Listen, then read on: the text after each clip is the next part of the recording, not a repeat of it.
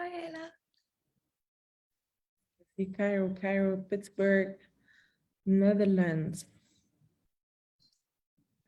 Yes, this webinar is recorded, and the recording is going to be available afterwards on our Facebook and YouTube channel. So if you can't attend right now, you can watch it later on, but we're going to miss you. Okay. Johanna from Cairo. And we're live on Facebook as well.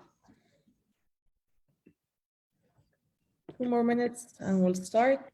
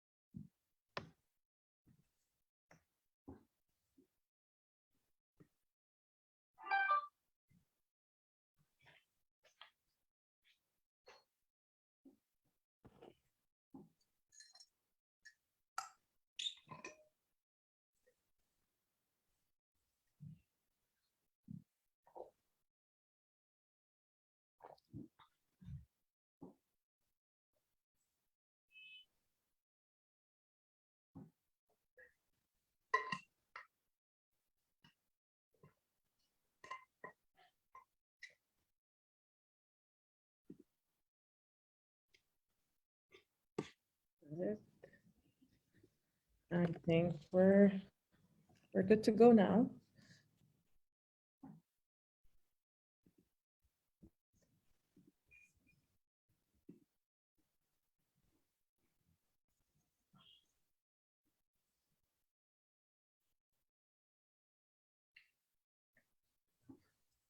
Okay.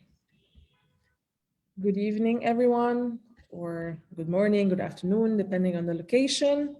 And welcome to tonight's virtual book talk on the recently published book, The Birds of Egypt and the Middle East, published by this month by AUC Press. I would like to welcome you all for the talk. And my name is Suzanne Inewi. I'm the marketing manager for AUC Press and bookstores. And I hope that everyone can see me and hear me well. Okay. Yep.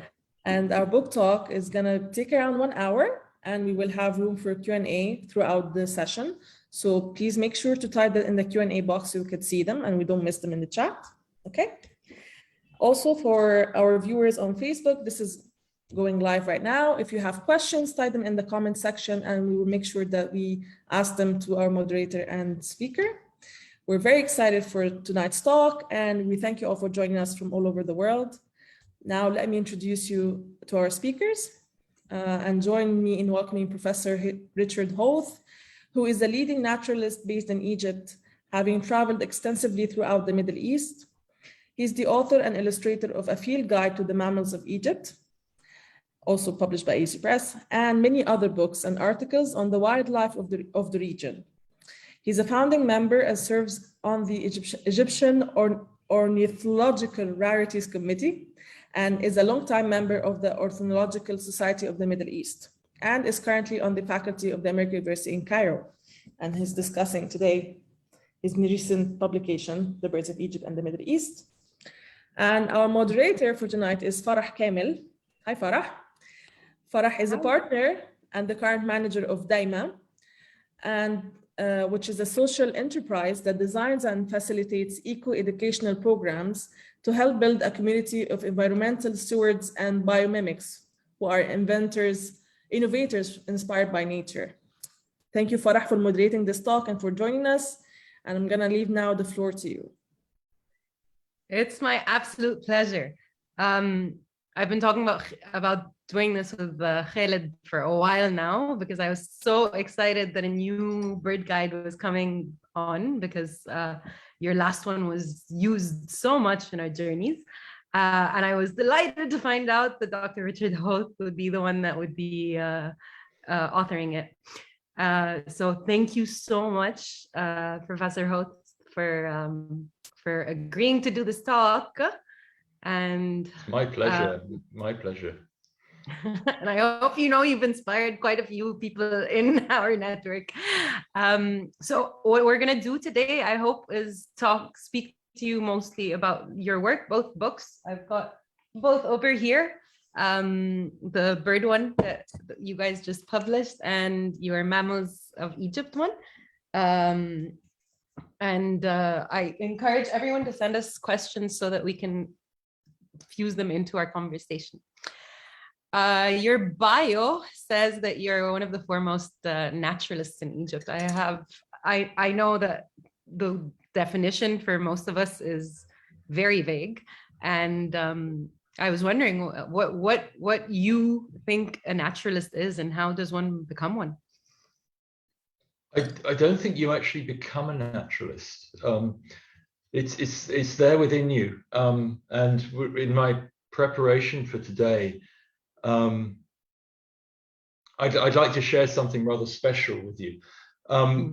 When I was tiny, we have this lovely, very naturalist expression in English, knee high to a grasshopper.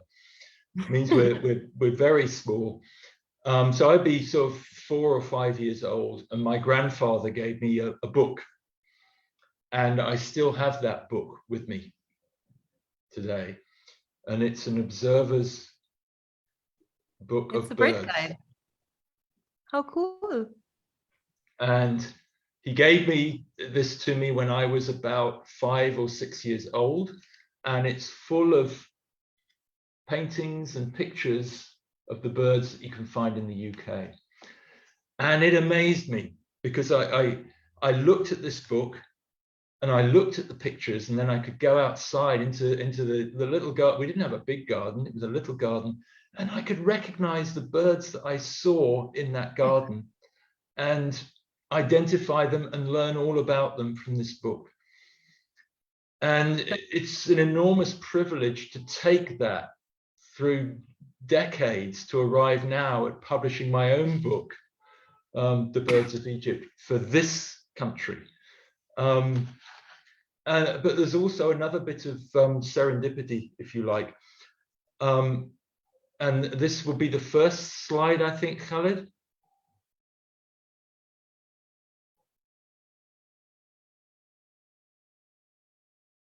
Yeah. When I first arrived here, I actually came out here with an oil company, which seems very, very bizarre. And it's amazing how things work out. But this was the first article I ever published on Egyptian wildlife. And the painting that you have there is of a bird called the Senegal thickney, which a lot of the Egyptian people following this will know much better as the Karawan. So this I painted way, way back in 1988 for that very first article. And what's the bird on the cover of the present book? It's the Karawan. So it's come full cycle for me as a writer, from that very, very first article I published as a very naive naturalist here to this book that I'm enormously proud of, The Birds of Egypt, illustrated with these wonderful, wonderful photographs. The photographs I haven't taken for the most part. They are from a huge archive of photographs, where possible, from Egyptian photographers. So a very, very good friend of mine, Dina Ali and Rafiq Khalil, they have photographs in here. Dina and Rafiq, particularly, I thank them for their photographs of a very rare owl, a boomer, called Hume's tawny owl. That was the most wonderful illustration in the book that I can think of. So it's been quite a journey, and the Karawan has been a big part of that journey, from that very first article to now cover page of the new photographic guide. That's awesome. So how do you go from a young knee-high, how do you go from being knee-high to Knee-high to a grasshopper. grasshopper in the UK, and then actually publish your own book about birds. So like, take me through how did you need someone to train you? Was there a community? How do you get there? The passion was always there for birds and animals and fish and anything with fur, feather, or scales. It was always there. And I did biology to A level when I was at school. But as soon as we moved inside into the labs and it became much more technical, I lost a lot of the passion for it. And that's not to disparage anybody who retains that. And I know there are some biologists who are going to be joining us today, and I have enormous respect for them, and they have helped me enormously with this book and with other books. But my passion has been with outside, seeing the animals and writing about them and painting them and drawing them. And I think, Khaled, we can go to the next slide. Inshallah. Sorry, hold on. Are we able to do that? If we not, are. I can just keep going. I travel a lot, and I travel because of my love for birds and animals. And one of the great joys of working in academia is the long amount of time that you get off. I worked in corporate jobs very early on in my career, where you got 3 or 4 weeks holiday a year, and that was it. In academia, you get the long, I'm not going to call them holidays because they're not holidays, but you get, between teaching, you get these long periods of time. And that the time has been the biggest privilege I've had from working in academia. And in the summer, I don't choose a country to go to, I choose an animal to find. And I spend my summer trying to find that animal, and then writing about it, drawing it, painting it, and everything. And the first one of these animals was the gorilla. I went to the Democratic Republic of Congo, which then was called Zaire. And I went into the rainforests in these volcanoes and the mountains in central Congo to try and find the gorillas. And I did. And it was the most incredible experience. When was this? Sorry? When was this? This was 1992, I think. Okay. 93. Wasn't my first adventure trip, but it was the first one that really focused me on the importance of writing and illustrating and recording your wildlife experiences. Mm-hmm. And I went into the forests, and the first time I went to see the gorillas in the mountains there, I sat with them after the guides and the trackers had found the, oh, here we go.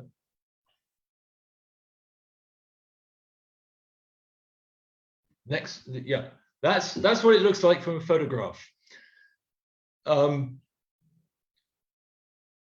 I went to see them, and it was the most enormously privileged experience. I was with them for an hour, and I was going click, click, click, click, click, click, click with the camera. And I came back from the mountains after that, and I realized I'd never actually seen the gorillas properly. I just seen them through the camera. Through the viewfinder. So I then went back. I had the privilege of being able to go back several times, and the next following slides are the sketches I took of them, and they're all recorded in these journals.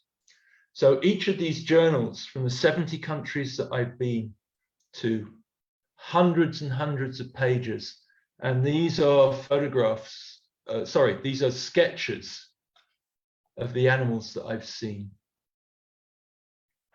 So from then on, I've just been sketching, recording, photographing everything that I've seen with a particular focus on wildlife.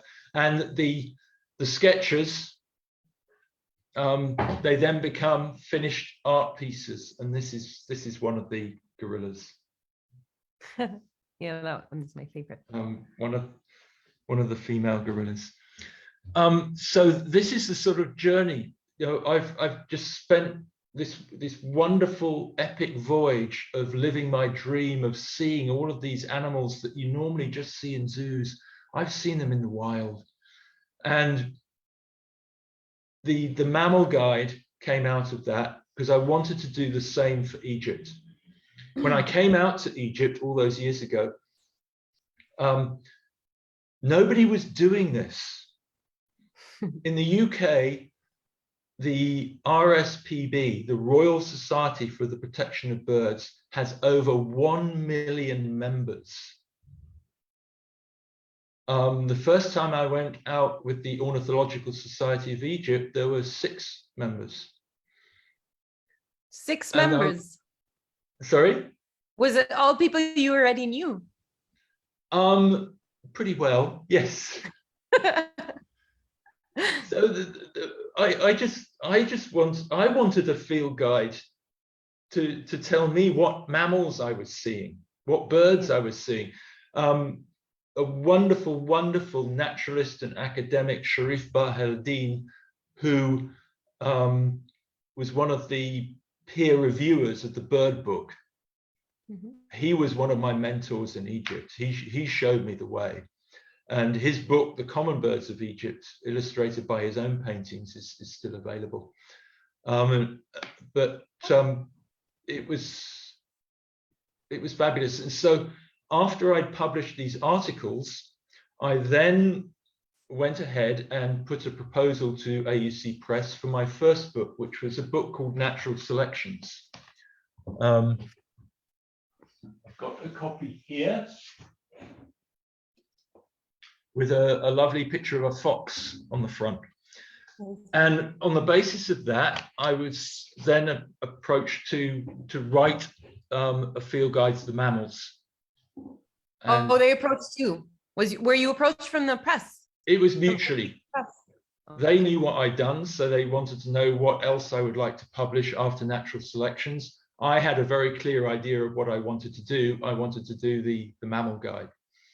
So walk us through the mammal guide, like what goes into actually like making that guide, because most of these, it's pretty rare to see most of the mammals in Egypt, right? Absolutely. And when we start talking about the birds, because this is my journey, birds are much easier. Mammals are really, really difficult. And the mammal book took about 10 years to write, but more importantly, 10 years to illustrate, because that was illustrated by my own paintings. And we got the final result there. Can we go back a couple of slides, Khaled? Yeah. When you're drawing and painting animals, whether they're birds or reptiles, or in this case, mammals, you have to go underneath the skin and know what's happening with the muscles and the skeleton and the sinews and everything. So the example I'm giving here is from the cat plate in the mammal book. I went and drew in very great detail the musculature of the cat. Not like Leonardo da Vinci, who did it from dead specimens. This was done from an anatomy book, which I copied, so I could get an understanding of what was happening underneath the cat. Then next slide, Khaled, please.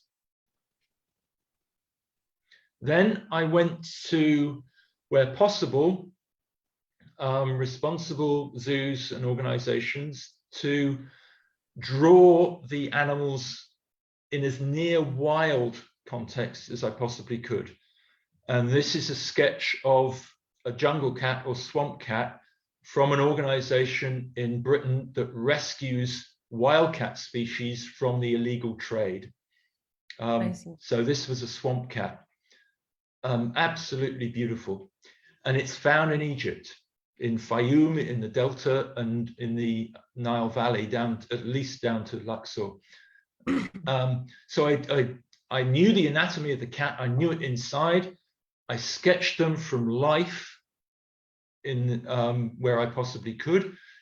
You hardly ever see them in the wild. So I had to use these responsible institutes. And then that transformed into, and if we go down to the next slide, the finished plate for the book. So you got the swamp cat at the top there, you got the African wildcat in the middle, and then you got this beautiful small desert cat, the sand cat. So that was a whole journey.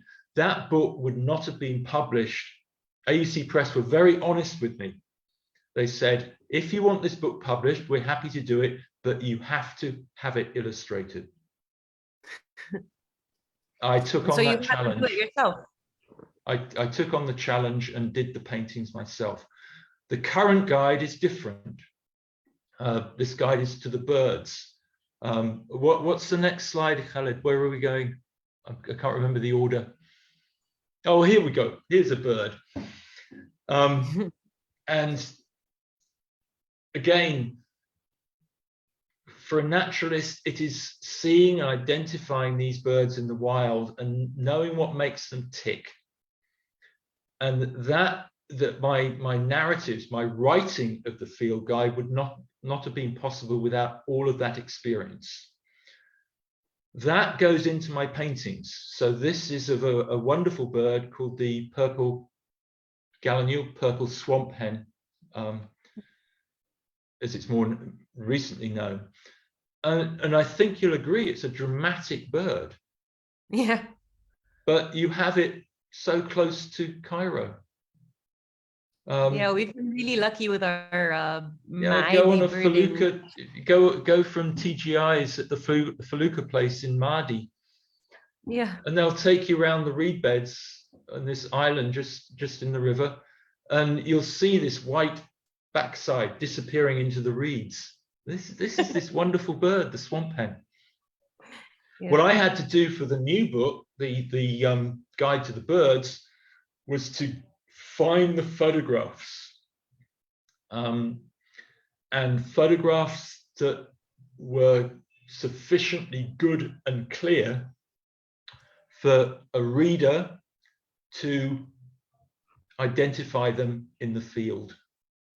The mammal book covered all of the mammals, and most people are not going to see any of them, or very few of them at all. The field guide is a guide to put in your knapsack on any day out, or just sit on your balcony, and you're able to flick through the pages and identify the bird that you're seeing. So hopefully it's got a much wider audience. And it's pretty small. Like I was pleasantly surprised with how portable it is. I wanted to ask you, it's unclear to me how one gets the information. So you said for the mammalian guide, you got you actually illustrated it yourself. Mm-hmm. And the bird guide, you curated, like you picked the pictures from other people that had contributed. A huge bank of photographs that we had, but for a field guide, where does the information for the narrative come from? You have to pick the photograph to be the photograph, because you're only allowed one opportunity in this book. It has to be the photograph that most captures the birds that you're actually seeing. With a field guide that I painted, here we go. So we got, these are sandpipers. These are shorebirds that you'll see on the shores of the Red Sea, see on the shores of the North Coast, and also Fayoum and the other large lakes in Egypt. Difficult to tell apart. So each photograph was picked to show the key features. So you've got the curlew sandpiper there at the top. I'm not sure whether it's top left or top right. Left. From where I am, it's top left, Yeah. which has a rather slender down curved bill. Top right, you have the Dunlin, which is very similar, but the bill is slightly thicker. And then at the bottom, you've got the Sanderling, which has a straighter bill, and then the little stint, which is smaller with a much stubbier bill. But they're all very similar. So the photographs were chosen to accentuate the differences, but also the prose, the writing, within a very, very few words. Each one of these, I think I was limited to 120 words. I had to describe them. I had to describe their distribution, where they were found in Egypt, but also where else in the Middle East. I had to talk about their habitat. I had to talk about their habits, all in 120 words. It was an enormous discipline, enormous discipline. Yeah. And where does this information come from? So like, I understand that obviously you probably didn't run long-term research on Dunlins and their habitats, or little stints in their habitats, correct? Well, yes, no. I've been in Egypt over 30 years now, and I've been out in the field for all of those 30 years whenever I can. So it comes with a huge amount of experience. Okay. But I mean, also, things like the length, for instance, you've got the length at the top there, the Latin name, all of that comes from the book and sources, and all the sources are credited. But the actual, when it comes to talking about the field features and the habitats, that all comes from experience, which is accumulated over many, many, many years. Awesome. So it's observation, like your own observations in the field, those journals that you showed us. Absolutely. So you've published 2 guides with AUC Press, and you've talked about the motivation to write a field guide was that you couldn't find one. There wasn't one. Yeah. So what bigger inspiration could that be, or motivation? Yeah, I was tempted to do one myself when AUC Press told me that the other one was out of print. I'm like, no, that won't do. So who's involved in getting the field guide made or like published? What are the challenges that you meet on the way? The challenge is to make it as accurate as possible, because it's not like a coffee table book or the object of a field guide is for the person to go out in the field, whether it's in Cairo, by the river in Zamalek, outside the Marriott or wherever, or in the middle of the Western Desert, or on the Red Sea coast, or wherever. And the object of the field guide is for the person who is using that guide to identify the bird or the mammal, in the mammal book's case, that they're seeing. That's the ultimate aim.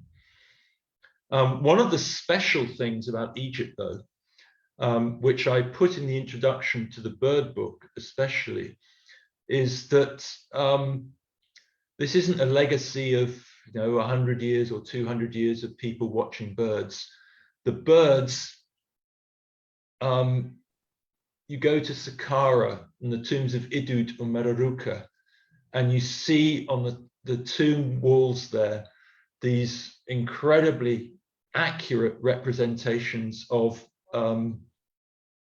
the pharaoh or the nobleman, Idud, Mereruka or whatever, hunting in the papyrus swamps, and they're hunting hippos and crocodiles. Crocodile is still found here, but only in Lake Nasser. Hippo, long gone. But around the rather ornamental papyrus swamps, there are all of these birds that are portrayed with incredible accuracy. And I, as a 21st century naturalist, can go to these tombs and I can look at the walls of the tombs, to the birds that they painted and the mammals they painted. Keep that one, Khaled. I'll talk about that in a second. And I can identify them to species level, even with the pied kingfisher, which is this lovely black and white kingfisher we get all along the Nile, even in central Cairo. I can even identify whether it's a male or a female. Yeah. These ancient Egyptians were absolutely incredible with the way they recorded the natural world around them. This is a can we just go one back, Khaled? This is the wonderful thing about natural history, whether it's birds or mammals or insects, butterflies, spiders, whatever. There's always something happening. If you're interested in birds, look up. There they are. This morning, the air was full of pallid swifts screaming and screeching. I came into my office, and outside my office was this beetle. And it's a scarab beetle. And you know how big it is because sadly this was right pre-AUC smoking policy. There's a cigarette butt on the side. So it's a pretty big beetle. So I saw this beetle in outside my office first thing in the morning, and my mind was working. This is a scarab beetle. This was worshipped by the ancient Egyptians. So in my artistic mind, I thought of this beetle not creeping over a concrete block with a cigarette butt next to it, but creeping over a representation from pharaonic times of the god that they worshipped. And here we have it, the god Khepri. That's what I imagine the beetle doing. Not walking over concrete with a cigarette butt, but walking over a representation which I drew from one of the pharaonic tomb paintings of the god Khepri, this little beetle that, well, actually quite a big beetle, that was worshipped as by the ancient Egyptians. It was the beetle that rolled the sun across the skies every day. And it's just wonderful. It's very beautiful, and it is one of the coolest signs of rebirth, in my opinion. Yeah. It shows like this cyclical nature to life is one of the most interesting things that people talk about in all different cultures. I was wondering, so let's bring ourselves back to the book. Because we'd be remiss if because of this being, is this available? Because last time I checked, it was actually sold out already. I think they're about to restock. Well, so I didn't know. That's a question. That's a question for the press people. I'm delighted. Yes, it's available at AC bookstores, but we sold out the minute we stocked, actually. And we have restocked, so you can order it for delivery anywhere in Egypt. It sounds like an ad, but I mean, you can get your copy anywhere. Don't worry, AC bookstores. I'm delighted because I really want this. I want everybody to use it. This is not a book for professional ornithologists. This is a book for anybody with even the slightest interest in natural history, who just walks by the Nile and sees a bird they're not familiar with, looks up in the sky and sees a bird they're not familiar with, who even hears a call. I mean, I go back to the example of the carawan, this bird that I illustrated in 1988 for my first ever article here. It's now on the cover of my book here. I mean, the carawan, virtually everybody has heard the carawan. It's in Egyptian culture, it's in Egyptian films, it's in the background of many Egyptian movies, but nobody's ever seen one, or very few people have seen one. And this book shows you what to look for.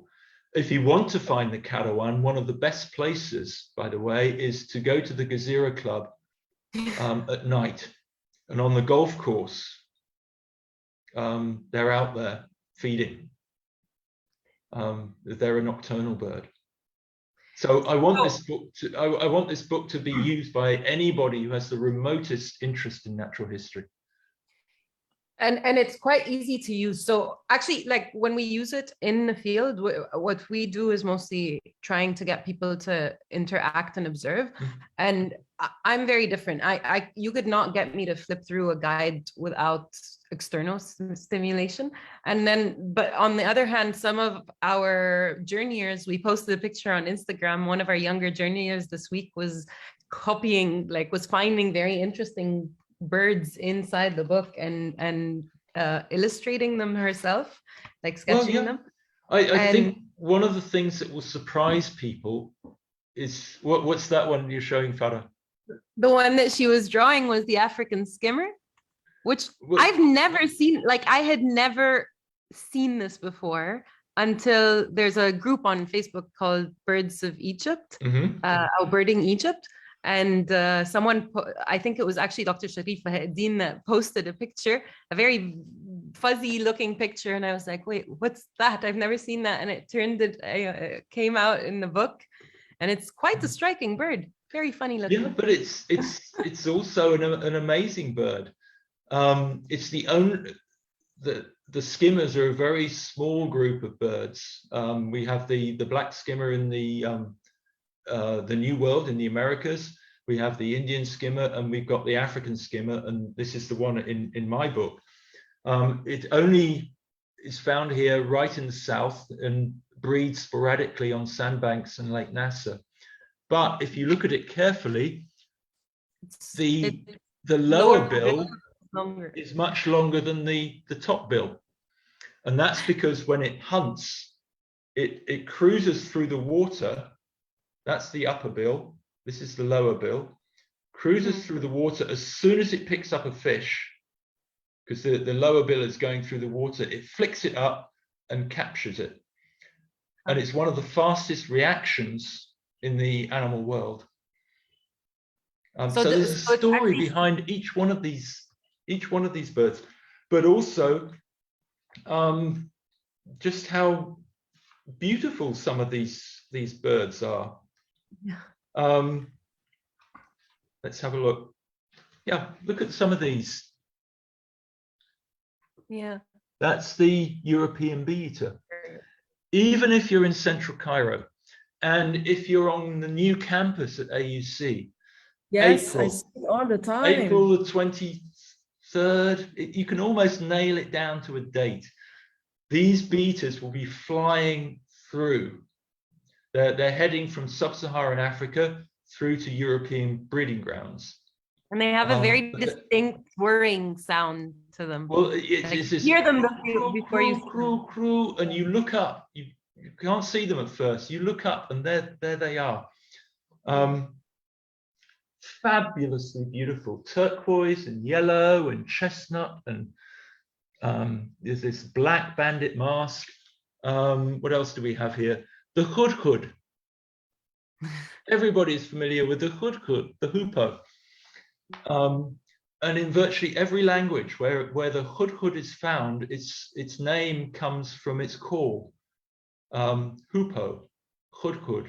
It's even its Latin name, upopo, epops, comes from its noise, and that's associated with Egyptian culture as well. The bird that delivered the wisdom to Solomon. Kingfishers.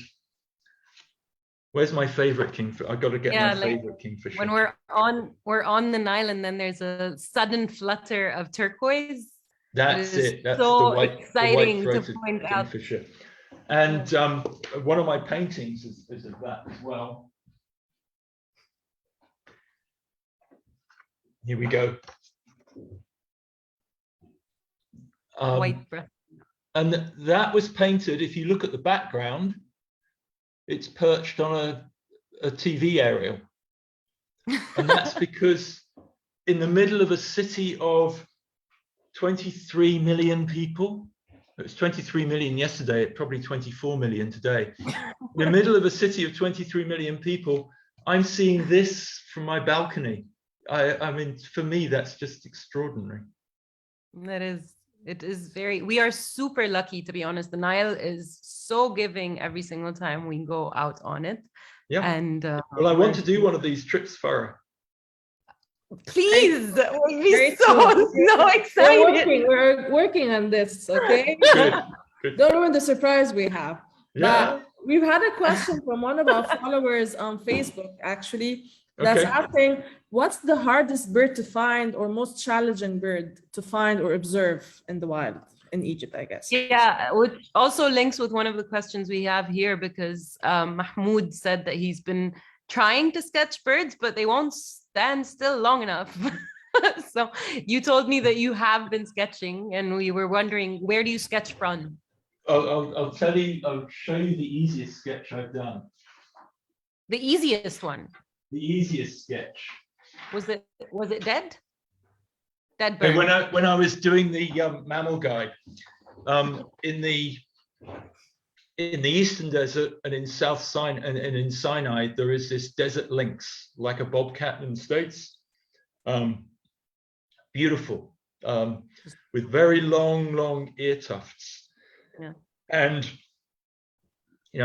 they're hardly ever seen. I didn't stand a hope of sketching one in the wild here. Yeah. So again, I went to the Cat Survival Trust in the UK, where they have caracals. And I agree with that questioner. It is really difficult sketching birds or animals in the wild. But this one was asleep. I bored him so much he just fell asleep in front of me. It made my life so much easier. That's awesome.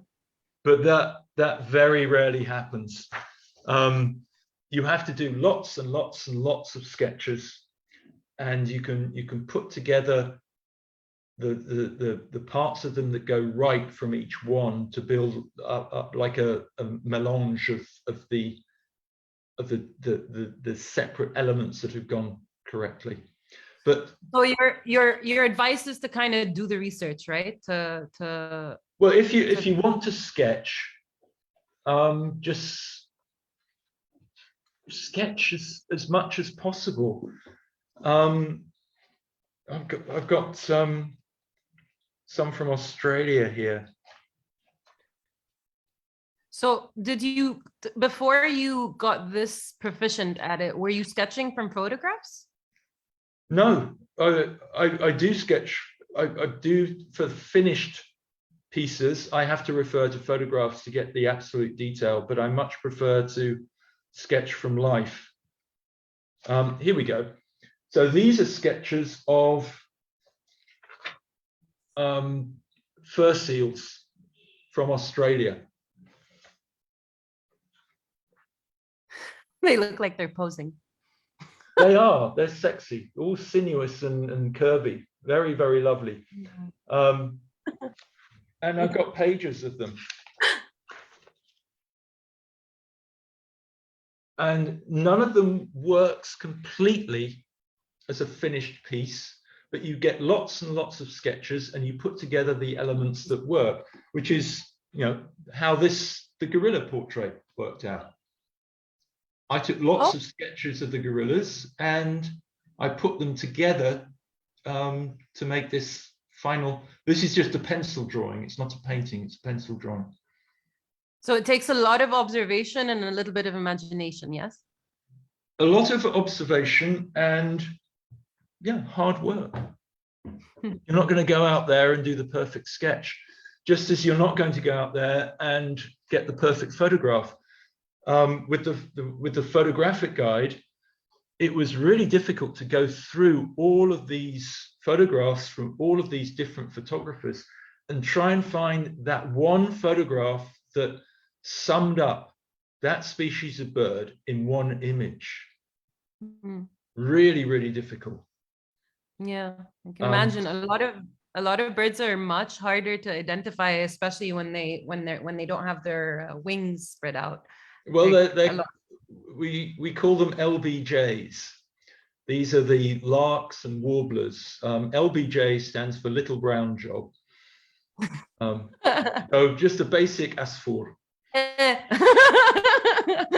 What's that? Oh, asfour. Asfour. But, you know, I'll give you a basic asfour. This is an Upchur's warbler from mangroves near Marsa Alam. It's just a basic little brown bird, but with a lot of experience, and this is where the experience comes in. You know, you note the pale wing panel, which other similar species like the olivaceous warbler don't have. Slightly larger, a different jizz. Jizz is a term used by naturalists to sum up the overall impression of a bird. So which asfour was the most challenging for you to find and observe in the wild? Which bird? I think my favorite bird, and the bird that I wanted on the cover of this book, if it wasn't going to be the carawan, is an owl. I see. And it's this one. And is it difficult for like the obvious reasons because it's nighttime? Most owls are nocturnal. So that's one difficulty. But I bought a field guide to the birds of Britain, Europe, North Africa, and the Middle East when I was about 12. I got beyond England, then I wanted to spread my wings, to use a bird term. And Hume's tawny owl was in there, and it said one of the least known birds in the world. Wow. And it had a painting of Hume's tawny owl. And I've seen it here in Egypt, in Wadi Farah, and also in the Eastern Desert. And I've seen it with Sharif Bahauddin. He was the person who found it for me. Originally in Wadi Farah with his sadly late wife Mindy, but also in near Wadi Gamal protected area, south of Marsa Alam. So that's my special bird, I think, Hume's tawny owl. Owls are special. They certainly are, and they're quite charming when they stay still long enough for you to spot them. Susan, do we have any questions that I'm not getting from Facebook, or should we go on with the ones that I can actually see? Yeah, we've had a question about if any of these birds are on the verge of extinction, actually. In Egypt? Yes. Some of them are very rare, but one of the interesting things about Egypt is that you have the North Coast and you have the Red Sea coast, but the other boundaries are absolute straight lines. So the boundary between the border between Egypt and Libya, for instance, is pretty well a straight line drawn in the sand. And the border between Sudan and Egypt, again, is pretty well a straight line. So they're not natural borders in the sense of they were a river or a mountain range or something. So there are no birds that are confined only to Egypt. Hume's tawny owl is perhaps the rarest bird that we have here, because that's rare throughout its limited range throughout the rest of the Middle East. With mammals, there are some mammals that are found here. The pallid gerbil, for instance, is found in Egypt and nowhere else. So we do have an endemic mammal. I think I saw one. No, there are range lots of in different Jabal gerbils. Wait, no, the one I saw, I think, is a dwarf based on the ones that you illustrated. A dwarf. I mean, the gerbils look. Here we go. Yeah. This is from the mammal book. These are gerds, which are slightly Gerbil, I larger think this is gerbils, the one I saw. and they all look very, very similar. But the pallid gerbil is endemic to Egypt, but there's no bird that's found in Egypt, nowhere else. But there is one. Sorry, go on. There's a bird called the Egyptian plover, which is a Yeah. wading bird. And it's not in my guide because a lot of people now call it the non-Egyptian nun plover. It's no longer found in Egypt. The last record was from 1932. And it's not a plover. It's related to another group of birds called the pratincoles and coursers. It's a beautiful, beautiful bird. And I've seen it in Omdurman and Khartoum in Sudan. Herodotus, when he was here, 2,500 years ago, he called it the crocodile bird because he recorded it from Egypt and reported that it walked into the mouths of crocodiles and picked out the parasites and leeches from between the teeth of the crocodiles while they were resting on the sandbanks. But sadly, that's extinct in modern Egypt. The sacred ibis is called the sacred ibis to this day because it was worshipped by the ancient Egyptians as the god Thoth. That's no longer found in modern Egypt. This is What it? have we got there, Farah? Yeah, Is this... that's a sacred ibis. All white on the back with a black neck.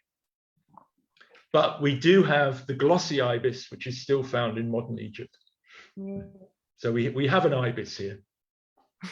So the great god Thoth lives on in Egypt, but not as a sacred ibis. That's unfortunate. So actually, to answer also the question that came in about how rare, your book has a lovely feature, which is this very helpful tool. The checklist at the back. Yep, with a that's checklist. every bird that's been recorded in Egypt and its status. Yes. Yeah.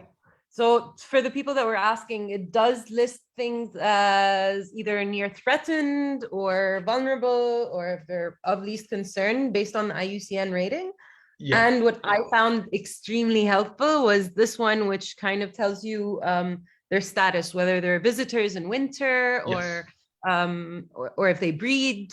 And that is a fantastic little tool that's in the It's also in the individual narratives. It will tell you whether they're resident or whether they're breeding. There are a fair number of resident species in Egypt. There are a lot of winter visitors here.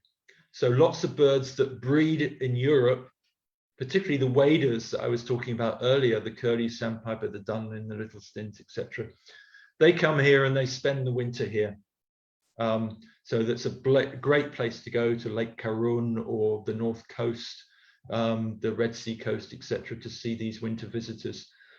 And then there are the passage visitors. These are the migrants that breed in Europe and don't winter here, but fly through Egypt and winter in sub-Saharan Africa. And then, of course, they make that awesome journey back in the spring from sub-Saharan Africa through Egypt and into Europe. And this is why Egypt is so important for migratory birds, because the birds of prey and the cranes and the pelicans and the storks, the big birds, they're so big that when they fly, they soar rather than flap. And soaring birds need these thermals.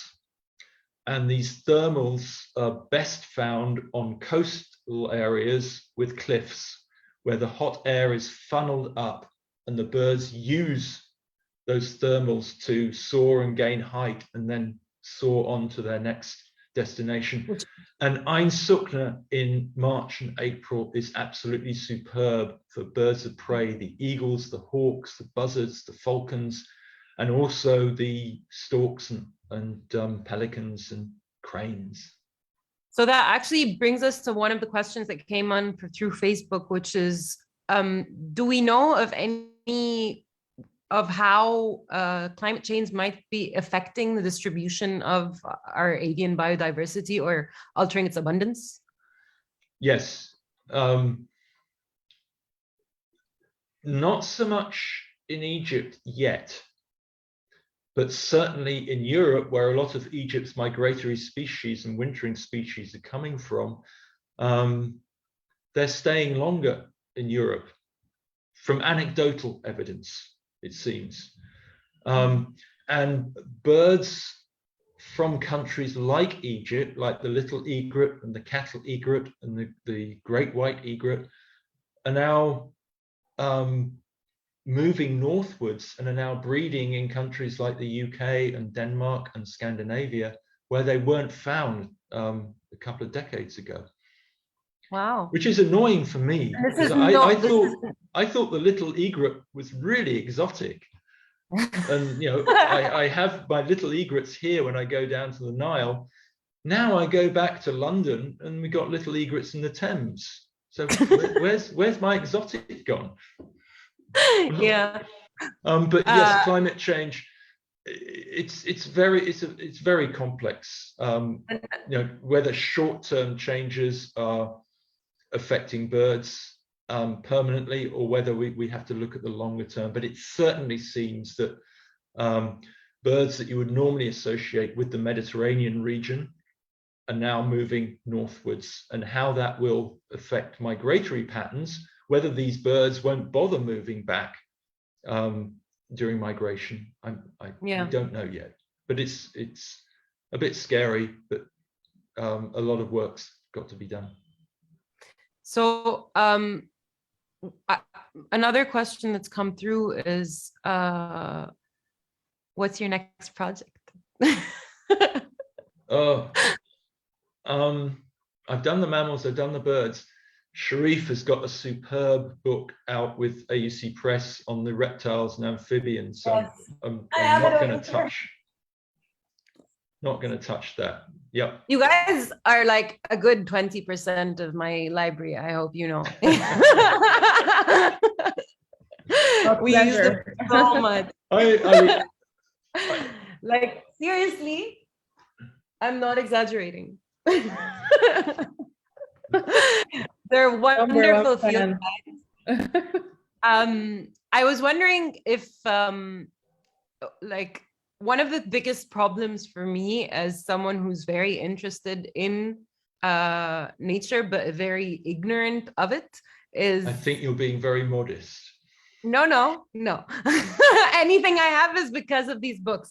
So how do you create a community? Like, how you said one of the things that helped you a lot was having someone like Dr. Sharif to help you along and kind of help you identify and find places. So we've had questions on Facebook, like, what are the best spots in Egypt to sketch birds? And like, how do you find these places, or how do you learn about these things?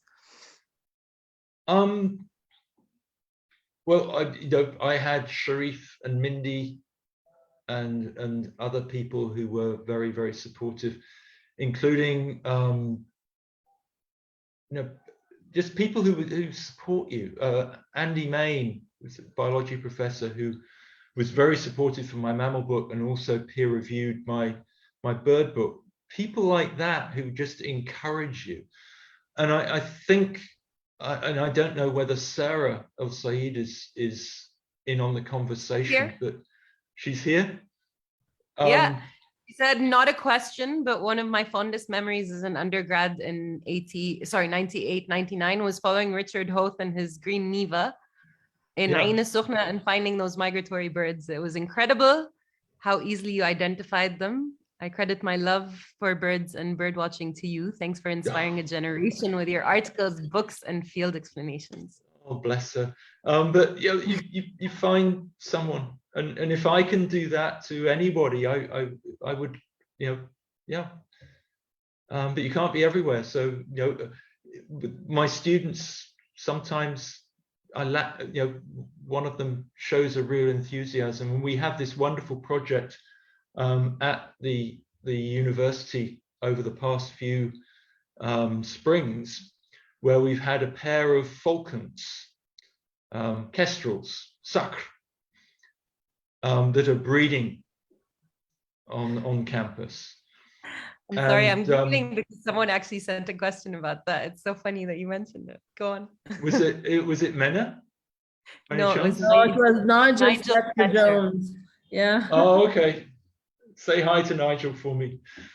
But yeah, we've had these kestrels, and there was this student, Mena, who she was doing her senior thesis project in biology. She wanted to do something with fur and feathers, and biology is now getting more and more to do with genetics and biochemistry and pre-med, etc. So they asked me for some advice as to what they could do with Mena, and I thought that these falcons were breeding on campus. And the luck has got so much to do with this. I thought they were breeding. I came in and I get the first bus in. So I'm on campus at about sort of 10 to 8, quarter to 8. And I was walking down past the admin building, and this shadow flew over me. And I looked up, and it was a falcon, and she or he had a rodent in their talons, and it disappeared into this gap in the wall of the admin building.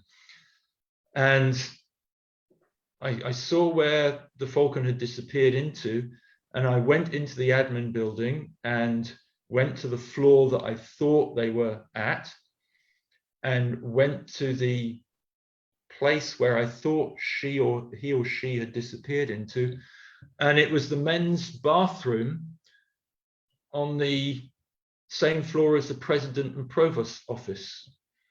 And it turns out that our falcons were nesting on the window ledge of the men's bathroom on the admin building.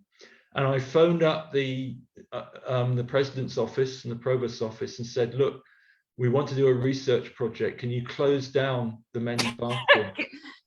Can we? And to their credit, people don't give the administration credit very often, but to their credit, they shut the bathroom down. We got our computer in there with a camera on the nest, and we filmed them for I think it was 4 semesters until or 4 springs before COVID came in. So I'm hoping that they'll be back. So it was luck. I was on campus, I looked up, I saw this falcon flying in. I knew what it was doing. I went up, I found where it was nesting, and we got in there, and it led to a whole research project that which went on for several seasons. Luck, that's got a lot to do with it as well. I guess, unless you look up. Unless you look not up. only luck. Yeah, always look up. Not only luck. You need to look up.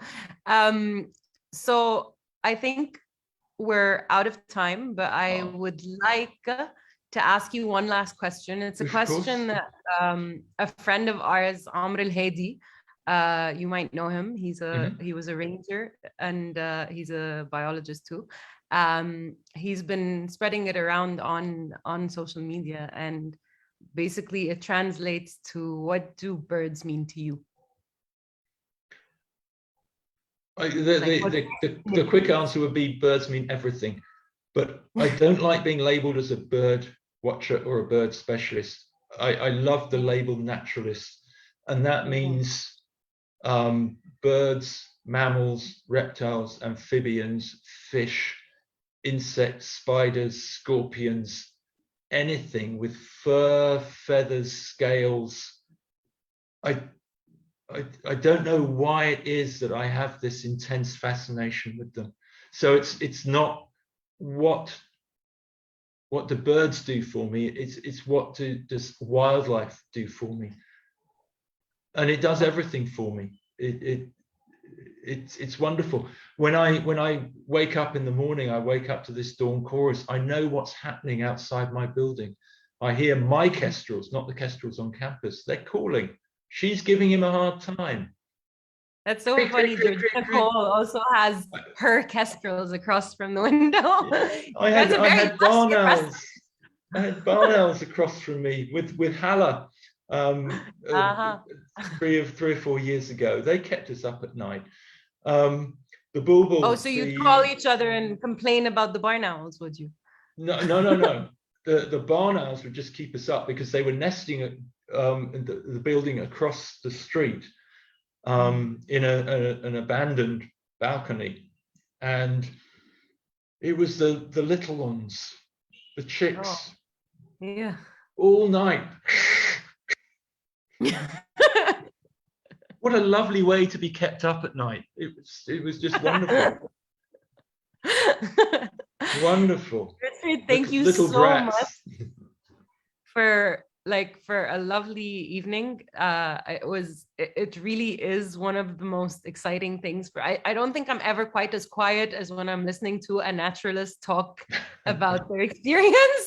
Anybody that knows me knows I cannot shut up.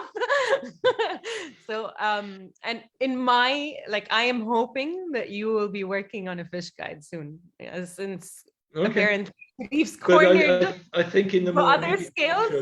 let's talk, and I think we can do this with the press as well. Let's talk about an outside walk or a felucca trip or something like that. Yeah, anytime. To see birds, or with the Gezira Club.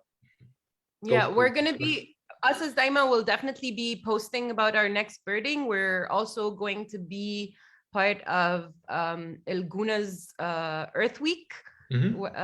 And hopefully going to be part of a bird and a dolphin expedition in that weekend. So that's the nearest thing I know of. The mammal guide covers all of the sea mammals as well as the mammals on land. In fact, there's a dolphin on the cover of that. It's a very pretty one too, but I've never seen that one. Common dolphin, yeah. It's called it is the common dolphin, but it's not common in Egypt. No. I am very grateful. Thank you all for your attendance. Thank you for your questions. And this is going to go back up on Facebook, if I understand correctly. YouTube. Yes. If you have any questions for us as Dayma, we're very happy to answer them, and we will be monitoring the video to answer them. And I guess we're gonna let you know when we go on an expedition. Absolutely. And I'd like to thank Susan, Khaled and Ingrid for all of their help with setting this up and everything. And of course to you, Farah, the wonderful phone conversations we've had over the past few days. And I've really enjoyed it. So thank you to everybody who's also coming on this. It's been we love your book. Yeah, to thank everyone who joined us from all over the world and for your comments and questions. It was a very interesting talk, but don't forget you can get your copy anywhere now in Egypt, and ASU bookstores deliver as well to your home. And thank you so much, Farah, for this lovely moderation of this talk, and Professor Hoath. It was so good and interesting for everyone. It made me want to go outside and please. Yes, it's tip of the iceberg. Yeah, exactly. I do it all the time, but get me down for just an hour. Attention. Now I'm gonna pay attention. I'm gonna have the guide with me. I'm gonna. Yeah, it's kind of dangerous for me to drive in the morning. I end up looking up through the windshield. But I would also ask you guys for any feedback that you get. That would be good. Yes, of course. If you have more questions, please feel free to drop a comment on our page, and we're gonna send them to Professor Hoath, and we would like to give you more insight into that. So terrific. I think that's a wrap, and thank you so much, everyone. Thank you, Farah. Thank you, Professor Richard, and Ingrid and Khaled, and everyone who joined us. And have a lovely rest of the day, wherever you are. Okay. Thank you very much indeed. Thank you. Bye-bye to everybody. Bye-bye. Bye, everyone. Bye.